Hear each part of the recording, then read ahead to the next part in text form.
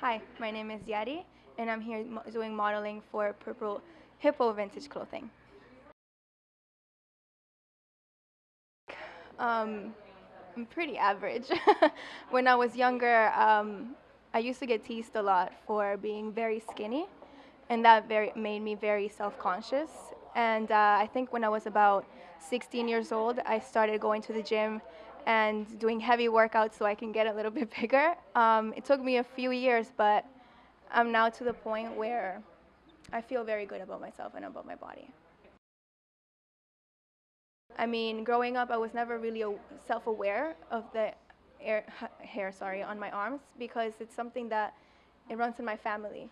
So I was telling him if I was the only one in my family with hair on my arms, I would probably feel a little bit different. But that's the only thing. I mean, with hair on my legs, and I actually have a little bit of hair on around my lips, that's something different. I mean, that's something I would like to hide instead of be like open about it like my arms. My grandmother, my mother, my sister. I mean, those are the women in my family that have hair. I mean, the men, I kind of feel like it's a little bit more normal. But the women, yeah, I mean, everybody in my family has hair on their arms. It's always been something normal to me. In Venezuela, I mean, Venezuelan culture is all about beauty pageants.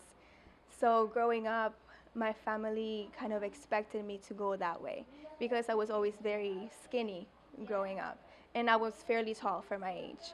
Um, so growing up, it was all about beauty. I mean, every year we watched the Miss Venezuela pageant or the Miss Universe pageant. It's something very normal in my culture. So beauty standards were very high. No. In pageants, I feel like I feel like there's two different sides of Venezuelan culture. There's I would say normal, where you expect to see every day the women with hair on their arms, but then there's the pageant, the beauty side of the culture, where the women are pretty much, they have to be perfect in order for them to enter that industry. They have to be very tall, very skinny, beautiful, long hair, no hair at all. I've never seen a model, Venezuelan model with hair anywhere. No. I've I was interested in it growing up, but I came here when I was very young. I was 10 years old. So once I moved here, that kind of passion it it left. I started modeling here, but it's not the same as beauty pageants, and especially in comparison. I mean, I did a beauty pageant here in Canada, but in comparison to the Venezuelan culture, they're much more stricter in Venezuela than they are here. I mean, they never said, oh, here in Canada, they never said, oh, you can't have hair here. You need to look a certain way. They're very open.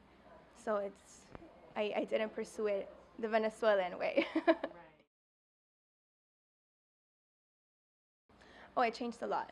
Yeah, I mean, growing up there, much of the women looked the same.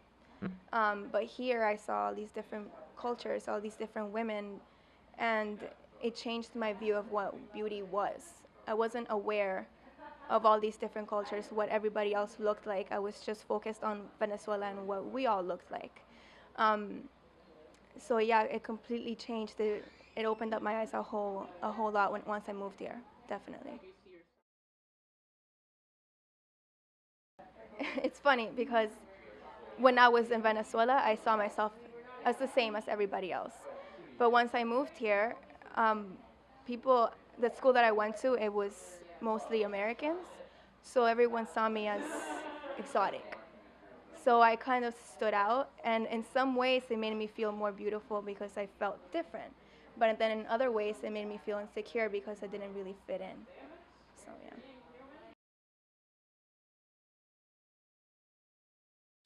Yeah, I mean, it was more when I was in high school that that's I guess when people started pointing out differences to me.